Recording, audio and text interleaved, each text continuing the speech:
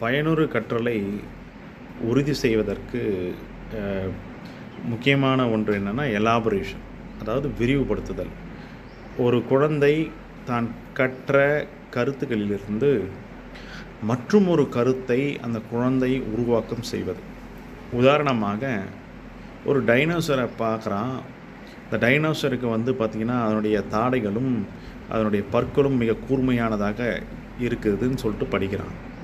இதனால் அந்த டைனோசர் கட்டாயம் ஒரு விலங்குகளை உண்ணக்கூடிய, மாமிசத்தை உண்ணக்கூடிய ஒரு விலங்காக இருக்கலாம் என்று யூகிக்க முடியும். அதே போல தான் பகாயன் என்ற கான்செப்ட் ஒரு குழந்தைக்கு தெரிஞ்சிச்சுன்னு சொன்னால், அதனுடைய வர்க்கமூலம், பகாயன்களின் வர்க்கமூலம் ஒரு இயல் எண்ணாக அமையாது என்பதை ஒரு குழந்தையே கண்டறிகிறான் என்றால், இதுதான் நம்ம என்ன சொல்கிறோம், எலாபரேஷன் சொல்கிறோம்.